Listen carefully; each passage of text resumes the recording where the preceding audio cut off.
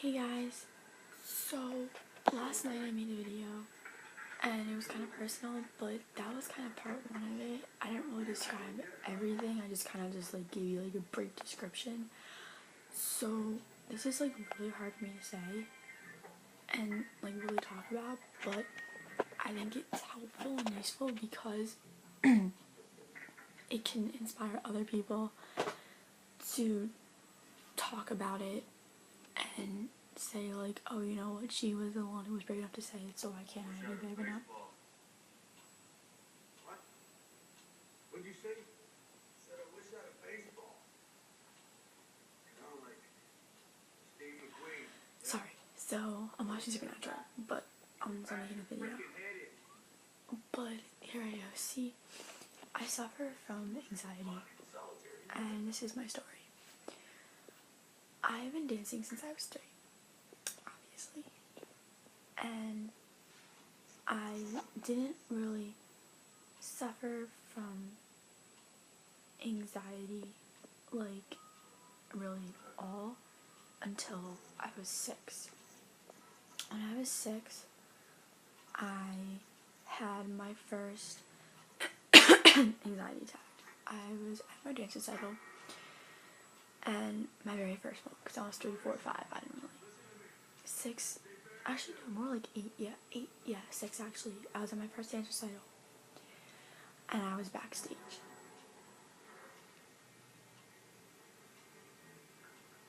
And I was, sorry, I'm distracted, but I was backstage, and all of a sudden, I just somehow couldn't, like, breathe. I was watching other dancers on stage, like, be perfect, and I just somehow just couldn't breathe. It just wasn't something, and when you have a panic attack, you can't breathe. You're not dying, you just can't breathe. And that was me, and I couldn't. So I asked one of my dance teachers, and I started crying too. I asked one of my dance teachers to go get my mom, and my mom was like, "Are you okay?" And I'm like, "No, like something's not okay." And she said, "You're fine," and I really wasn't, but she gave me water, and I was fine. I took a breath, and I just closed my eyes and I pretended I was in the dance studio with the group just doing it, and I was fine. I went on stage and I was fine. And then I got off stage, and it happened again, and I just was like, I literally thought I was gonna die, but I didn't. But when you have a panic attack, it's like your throat closes up. You're not dying, it just feels like that. And I just freaked out. So I went home and I was fine. And I've been fine since. And then when I turned 13, a couple days before my bat mitzvah, I had it again. I flipped out. I just started crying, breaking down, panic, because I just was so stressed out, and I just started having a panic attack. And I told my mom, and my mom was like, "Let's go to the doctor." So we went to my doctor, and he told me you have anxiety, and he gave me medication, and I take it every day, and I'm fine. And then all of a sudden, like, I kind of stopped taking it. Like, I take it, and then I stopped taking it just because, like, I felt like I was okay. And, like, I was kind of, like, making me, like, sleepy, like, during school, and that was not okay either, because I didn't want to fall asleep in school and then not know what I'm doing.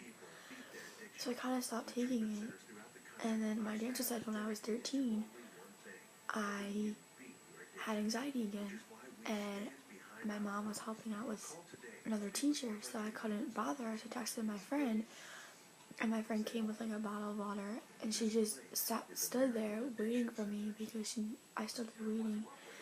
She came, gave me a bottle of water, and I, like, she didn't leave because I was, like, still, like, not okay. I didn't want to go to a therapist. I decided that's not my idea. A therapist will not help me. People thought I was mentally, like, disabled. I was like, no, I'm not. I'm not going to a mental hospital either. That's not what I need. And I wanted to make it to my 16th birthday. my Sweet 16, and I thought I wasn't going to do that. And I did, and I was fine.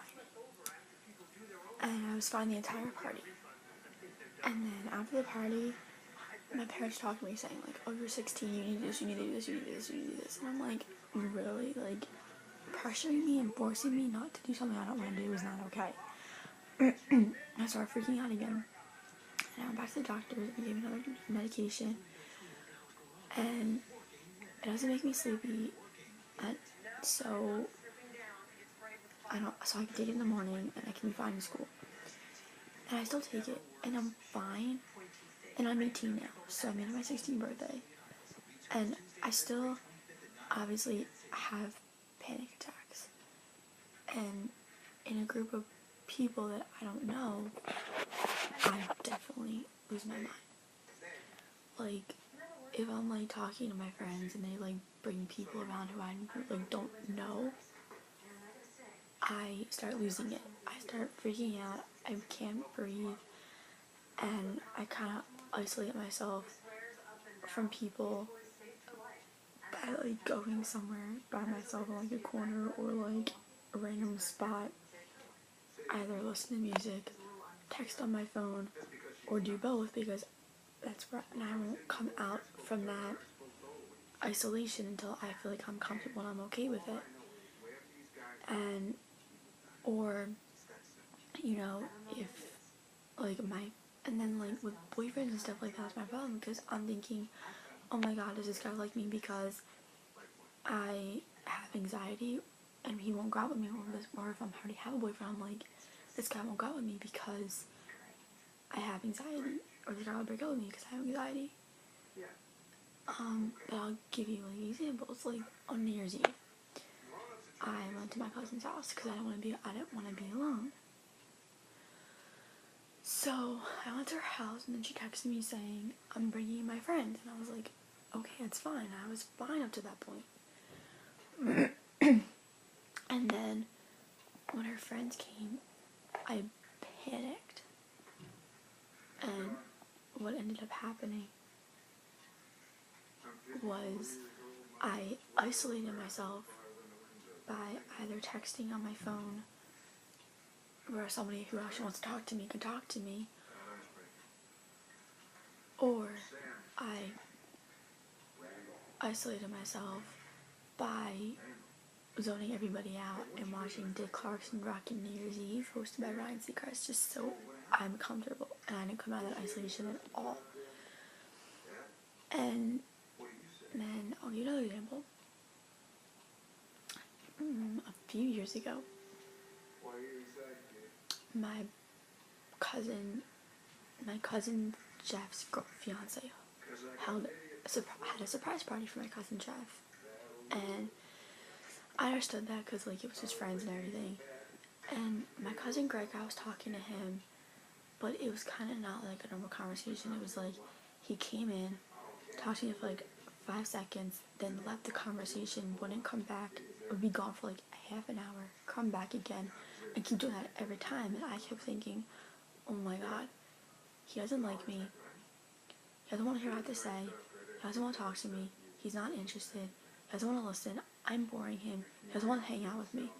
That was going through my head, and I started crying and getting upset because I'm like, this is my cousin and he doesn't want to talk to me. Like, I'm not okay with that. And then yesterday we went to a party, and it was like more like it was just family, but like my cousins kind of were like really not talking to me really that much. They were kind of like talking to me for a while, and they kind of like left and came back, and then everything. And then when everybody like left, it was kind of like good because we sat down watching football, and I was okay. So my anxiety attack was okay after that when everybody left, when football came on, because we were all like bonding with football. During the football game, I panicked too because the team it was San Francisco 49ers versus Seattle Seahawks, and we all wanted the San Francisco win. The game was rigged, and the refs and the officials were all giving flags and bad calls on San Francisco for doing nothing, and not calling any bad calls on Seattle, and we think that they paid them off. My anxiety got so bad when I was yelling because I was so frustrated with that game that I just started getting really bad, like I couldn't breathe because I was so frustrated and angry, and that's when my anxiety came in. And I came home and I just started crying because I'm like, I didn't want that to happen during football. Like, I didn't want that to happen. I wanted it to be okay, like, nothing going on. And I was fine after that. And I woke up this morning and I was like, oh my god, this is not okay. This is really hard for me to talk about just because it's my experience with anxiety. And I still take my medication. And I still get anxiety attacks once in a while, even with the medication, but it's not as bad as it used to be. This is really hard for me because it's like really personal, and it's something that obviously really hard for me to keep trying to like not cry and not like stop this video, not like, but I want to let you guys know that this inspired me. Like, I felt like I had to tell you my story about my anxiety, and hoping that maybe this will help you speak up and talk about your anxiety and maybe inspire you. So just comment below with your stories, or just support or whatever, feedback, whatever. And don't be afraid to make your own stories about what you're dealing with in your life, because other people will deal with it too. They just don't know it yet. Once you speak up, they'll know that they can say something too, because you're going through it too. So please subscribe, otherwise I waste my time telling you my really bad times. So bye.